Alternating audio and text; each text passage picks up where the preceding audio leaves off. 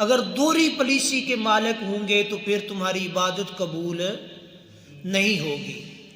اور بالعموم چونکہ قرآن مجید کی آیت ہے تو اس کا حکم ہر مسلمان کے لیے ہے، چاہے وہ چھوٹا ہے، بڑا ہے، عالم ہے، غیر عالم ہے، تو ہر مسلمان کو یہ حکم اللہ کی طرف سے آ گیا کہ اپنے دلوں کی ریاکاری، اپنی دلی خواہشات، نفسی آرزوئیں، ان سب کو چھوڑ کر فقط اللہ کے ہو کر اللہ کی عبادت کرو، تب جا کے تمہاری عبادت قبول ہوگی۔ اگر دل کے اندر ملاوٹ ہوگی تو پھر عبادت قبول نہ ہوگی۔ اور پھر اس میں دو چیزیں بنیادی یہ بھی نصیب ہوئی کہ اولاً عبادت کے لیے عقائد کا ہونا ضروری ہے، یعنی عقیدہ ہمارا درست ہو، اللہ کی ذات پر، رسولوں پر، یوم آخرت پر ایمان درست ہو، اور اس ایمان کی بنیاد پر پھر اعمال کرے تو وہ اعمال اللہ کی بارگاہ میں قابل قبول ہو جائے گے، اور پھر وہ عمل مقبول ہے جس میں خالص اللہ کی رضا شامل حال ہے۔ حضرت سیدنا ابو ہریرہ رضی اللہ تعالی عنہ روایت فرماتے ہیں کہ حضور علیہ الصلوۃ والسلام نے ارشاد فرمایا کہ اللہ تبارک و تعالی نہ تمہاری شکلوں کو دیکھتا ہے، نہ تمہاری صورتوں کو دیکھتا ہے، اور نہ تمہارے مال کو دیکھتا ہے۔ اللہ تبارک و تعالی تمہارے دلوں کی نیتوں کو دیکھتا ہے۔ وَلَٰكِنَّ اللَّهَ يَنظُرُ إِلَىٰ صُوَرِكُمْ وَلَٰكِنْ يَنظُرُ إِلَىٰ أَعْمَالِكُمْ، مال کی اللہ کو ضرورت نہیں، اسی طرح شکل کا خوبصورت ہونا یہ بھی مقبولیت اللہ کا سبب اور واسطہ نہیں ہے۔ اللہ کی بارگاہ میں جو شے قبول ہے وہ انسان کے دل کی نیت اور انسان کے دل کا مضبوط ارادہ مضبوط ہوگا تو عمل پائیدار ہو جائے گا۔ تو حضرت سیدنا اسماعیل حقی رحمت اللہ تعالی علیہ تفسیر روح البیان کے اندر ارشاد فرماتے ہیں کہ بندہ جو اعمال کرے اس کا اخلاص یہ ہے کہ انسان کا دل اللہ تبارک و تعالی کی ذات کے علاوہ کسی اور کی طرف متوجہ نہ ہو، یعنی انسان کا دل اور ارادہ اللہ کی ذات کی طرف متوجہ ہو جب وہ عبادت کر رہا ہو، ریاضت کر رہا ہو۔ اور پھر بعض بزرگوں نے اس چیز کو، اس قول کو بھی نقل کیا ہے، فرماتے ہیں کہ اخلاص یہ ہے کہ تیرے عمل پر سوائے اللہ عز و جل کے اور کوئی مطلع نہ ہو، یعنی تیرے عمل کا اور کسی کو علم نہ ہو کہ تو یہ فلاں فلاں فلاں عمل کر رہا ہے۔ ہمارا تو عمل ہوتا ہے ہر بندے کا کہ میں زکوٰۃ دے رہا ہوں، صدقہ کر رہا ہوں، حج کر رہا ہوں، زکوٰۃ دے رہا ہوں، یا اور کوئی عمل کر رہا ہوں تو دنیا دیکھے، پتہ چلے فلاں بن فلاں نے یہ عمل کیا ہے۔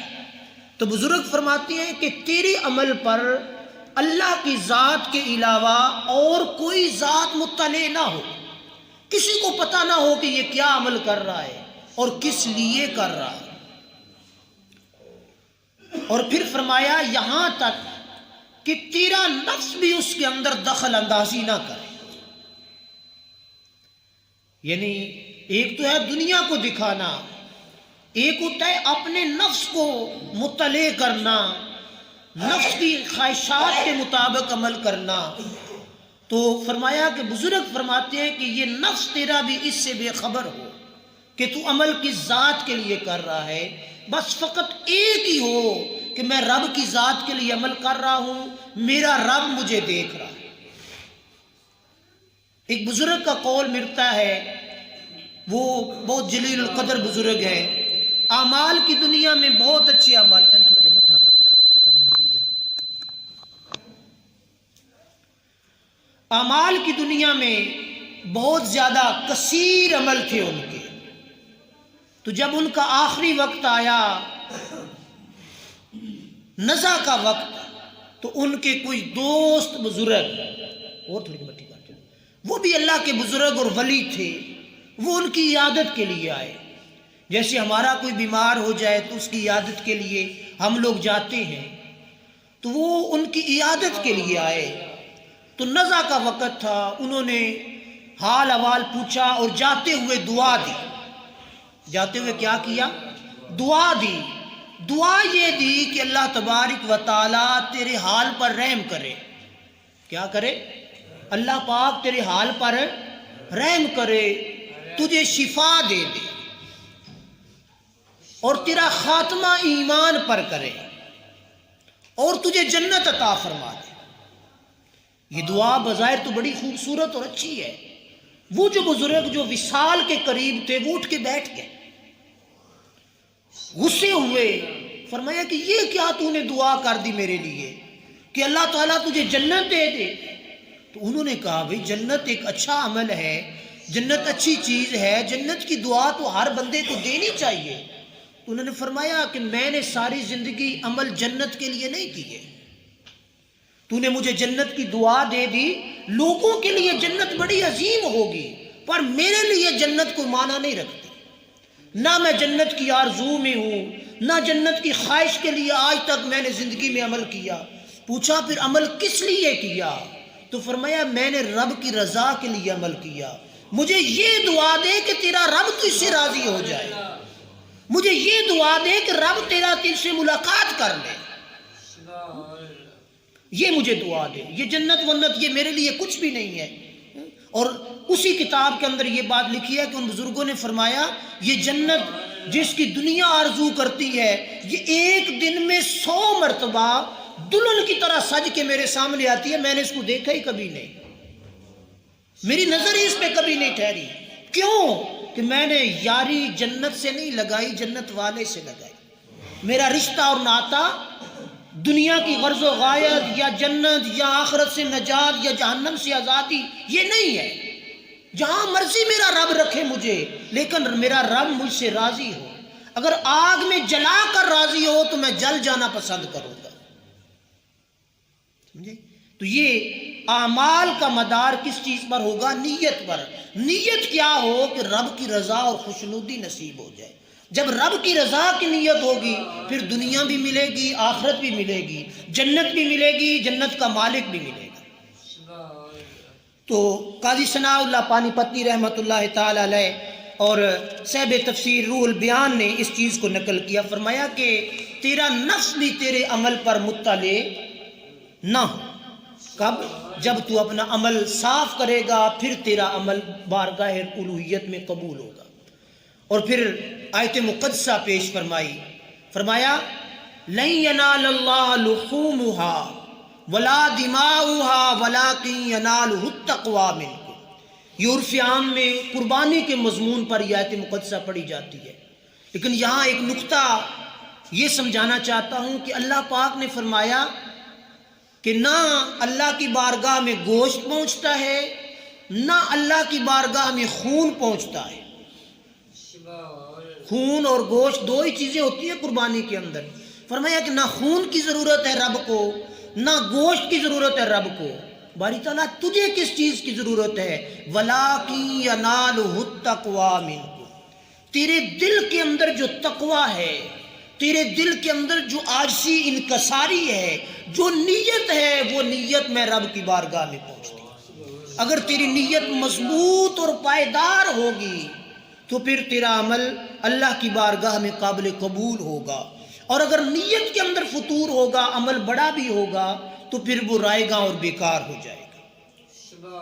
اور پھر انسان کو اللہ تبارک و تعالیٰ نے اپنی ذات کی طرف متوجہ کیا.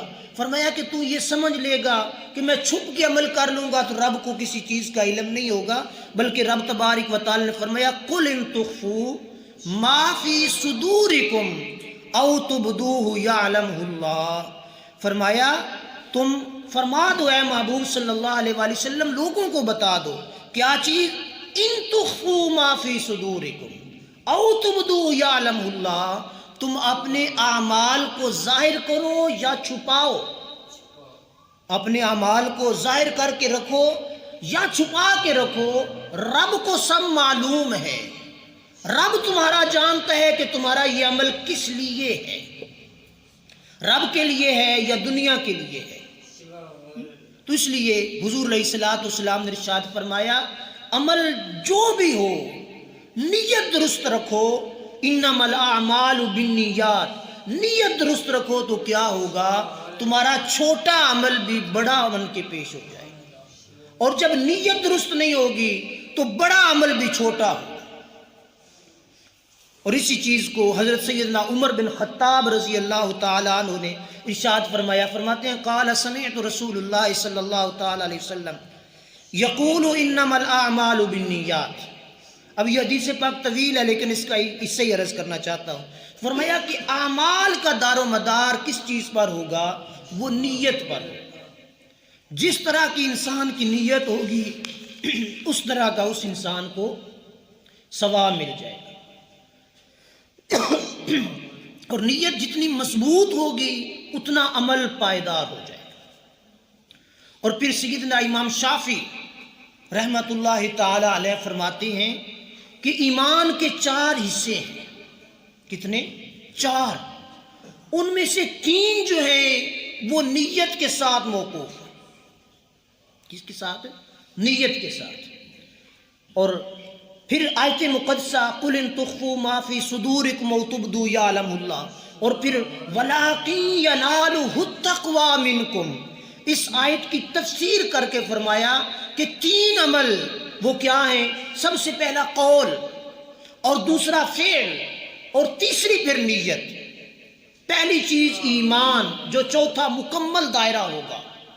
ایمان ہو اور اس کے بعد پھر جو قول اور فعل وہ بندہ کر رہا ہے وہ قول اور فعل انسان کا بڑا خوبصورت ہو. یعنی زبان سے یہ نہ ہو کہ زبان سے تو قرآن مجید کی تلاوت کر رہا ہو، دل میں کوئی اور بستا ہو، یا وجود سے نماز پڑھ رہا ہو پر سجدہ کسی اور کو ہو، اندر کوئی اور خدا پال کے، اندر کوئی اور دنیاوی خواہشات اور آرزویں لے کر وہ سجدے میں گر بھی پڑے تو اس سجدے کا فائدہ نہیں ہے.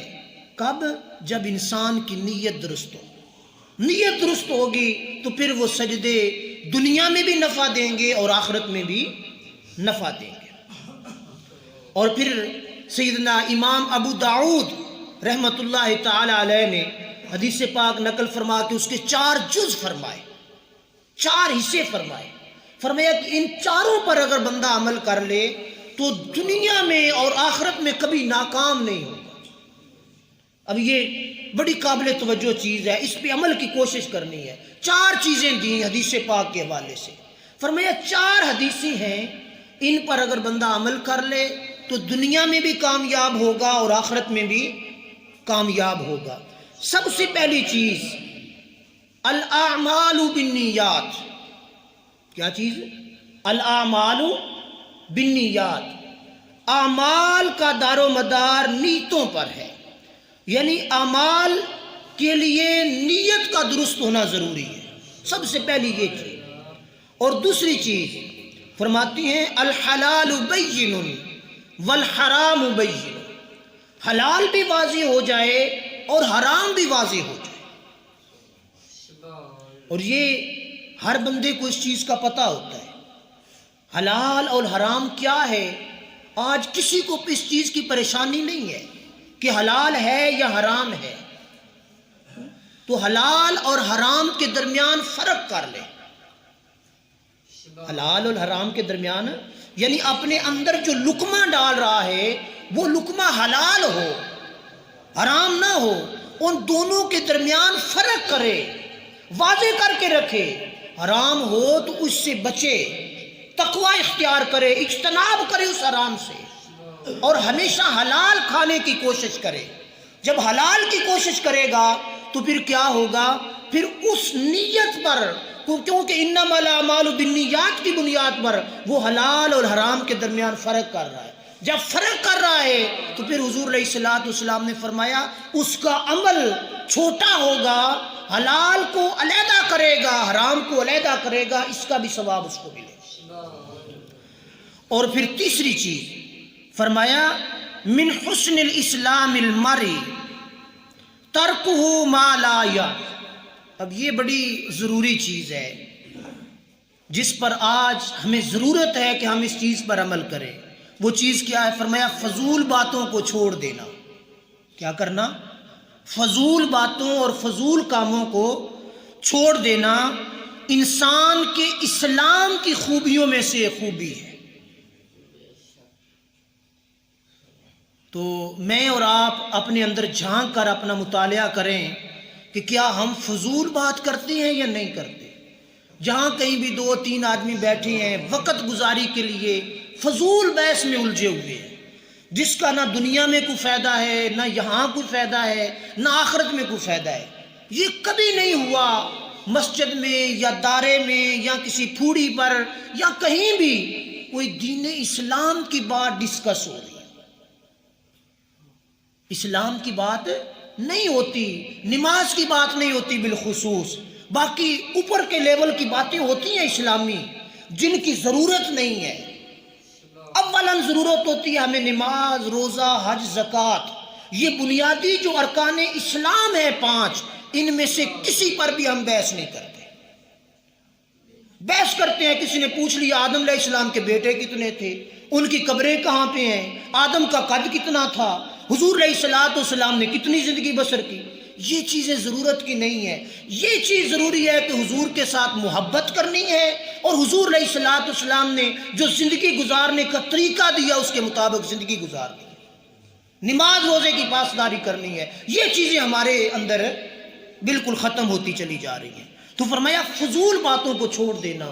اور پھر ایک حدیث پاک میں آتا ہے حضور علیہ الصلوۃ والسلام نے ارشاد فرمایا جب اللہ ارادہ فرماتا ہے کسی بندے کو ہدایت کا تو اس کو دین کا علم عطا فرما دیتا ہے۔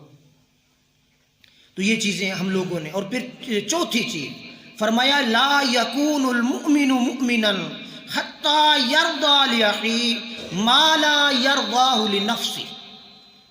اب یہ چیز اس سے بھی مشکل ہے، لیکن یہ چیز ہو جائے بندہ دوزخ میں نہیں جا سکتا۔ اس چیز پر ہم لوگ عمل کر لیں، بظاہر مشکل عمل بڑا ہے لیکن اس پر عمل کر لیں تو دوزخ حرام ہو جائے گی۔ وہ چیز کیا ہے؟ حضور علیہ الصلوۃ والسلام نے ارشاد فرمایا بندہ اس وقت تک کامل مومن نہیں ہو سکتا۔ کب تک؟ جب تک وہ اپنے بھائی کے لیے وہ پسند نہ کرے جو اپنے لیے پسند کرتا ہے۔ اب ہر بندہ اپنے لیے تو اچھا پسند کرتا ہے، دوسرے کے لیے برا پسند کرتا ہے۔ تو یہ چیز بڑی ضروری ہے کہ آج ہر بندہ اگر دوسرے کے لیے اچھا پسند کرنا شروع کر دے، خدا کی عزت کی قسم یہ لڑائیاں، یہ جھگڑے، یہ فتنے، یہ فساد، یہ برائیاں سب کی سب، چونکہ میں آپ کے لیے اچھا سوچوں، آپ میرے لیے اچھا سوچیں، پھر جھگڑا تو ختم ہو گیا۔ جھگڑا اسی چیز کا ہے، مولوی چادر لئیے تو کتوں لئی یہ دن کدی آگ لگ جاوے نہ تو میں لے لگا۔ سمجھ آئیے یہ کیا ہے؟ یہ فساد ہے۔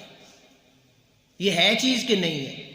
عموماً ہر بندے کے اندر یہ چیز پائی جا رہی ہے۔ اچھا سوچیں گے، اچھی فکر رکھیں گے اپنے لیے، اپنے دوست کے لیے، اپنے بھائی کے لیے، تو پھر کیا ہوگا؟ پھر ہمارا دین درست ہو جائے گا۔ حضور علیہ الصلوۃ والسلام نے فرمایا کہ مومن کی علامت یہ ہے کہ وہ اپنے بھائی کے لیے اچھا پسند کرے۔ حضرت سیدنا علی المرتضیٰ کرم اللہ تعالی وجہ الکریم، آپ بازار گئے تو آپ نے 2 سوٹ خرید لیے، ایک اپنے لیے ایک ملازم کے لیے۔ جو ملازم کے لیے خریدا فرمایا جڑا ساریاں تو چنگے ہی وہ کٹ کے دے، جڑا ساریاں تو نرم ہی وہ بھی کٹ کے دے۔ وہ دکاندار پوچھتا ہے حضور یہ کی کرنا ہے، تسی ایک نرم منگ دیو تو ایک چنگا منگ دیو۔ فرمایا جڑا نرم ہے وہ میرا نوکر واسطے، تو جڑا چنگا ہے وہ کدے واسطے دے؟ جڑا نرم ہے وہ میرے اپنے واسطے، جڑا چنگا ہے وہ نوکر واسطے۔ سارے بیٹھے ہیں، سارے دے ملازمین نے، چلو چنگا مندا جیو جیا بھی ہے، ہر بندے دی یہ خواہش ہوندی ہے بس سیری رکھے دے واسطے بیڑا سوٹ لے جانا۔ غصے نہ ہویا جے جنہ سیری رکھے دی، مثال سمجھانے واسطے پیارز کرنا، یقین کریں ہر بندے کی یہ خواہش ہوتی ہے بھئی بری چیز، گھٹیا چیز یہ ملازم نو دے دئیے، نوکر نو دے دئیے، یہ ساڈا مطلب ہے وہ کام شم کردا، چلو وہ نہ لتھے پرانے کپڑے دے دو، کدی آکھیا وے با اپنے نالوں چنگا سوٹ میں لیا کے اس بندے نے دینا ہے؟ تو یہ کیا ہے؟ یہ علامات مومن میں سے ایک علامت ہے۔ تو ہم سب اس علامت کو ترک کیے ہوئے ہیں، جب ترک کیے ہوئے ہیں تو پھر ہماری زندگی یہی وجہ ہے کہ بندگی نہیں بنتی۔ عمل ہم لوگ کرتے ہیں، جمعہ نماز ہم لوگ پڑھتے ہیں، لیکن وہ عمل ہمارا اللہ کی بارگاہ میں اوپر اٹھتا نہیں ہے۔ وہ جو مولانا روم نے فرمایا، فرماتے ہیں مولانا روم کہ تجھے 40 سال کا عرصہ گزر گیا نماز پڑھتے ہوئے، روزہ رکھتے ہوئے، اعمال کرتے ہوئے، تو کچھ تھوڑا تھوڑا بھی بچ جائے تو ایک ڈھیر تو ہونا چاہیے، ایک گودام تو ہونا چاہیے۔ فرماتی ہیں نہیں، وہ بچتا اس لیے نہیں ہے کہ تیرے نفس کا چوہا جو نماز پڑھتا ہے نا، بندہ نماز پڑھی، اب جمعہ پڑھیں گے تو جمعہ پڑھ کے ہم جائیں گے، کچھ نہ کچھ تو پلے ہونا چاہیے نا۔ عصر تک عصر کی نماز پڑھی، کچھ اس میں سے چلو چوانی بچ جائے تو دن میں کم از کم 100 روپیہ تو جمع ہونا چاہیے نا نیکیاں دا۔ تو فرماتے ہیں مولانا روم فرماتے ہیں کہ وہ نفس کا چوہا وہ تیرے اعمال کو کھا جاتا ہے، وہ تیرے گودام کے اندر موجود ہے، جو تو نیکی کر کے رکھتا ہے اس کو کھا جاتا ہے، کاٹ جاتا ہے۔ تو اللہ تبارک و تعالیٰ ہمیں صحیح معنوں میں اچھی زندگی بسر کرنے کی توفیق عطا فرمائے۔ اپنی نیتوں کا مدار درست کریں گے انشاءاللہ ہمارے اعمال درست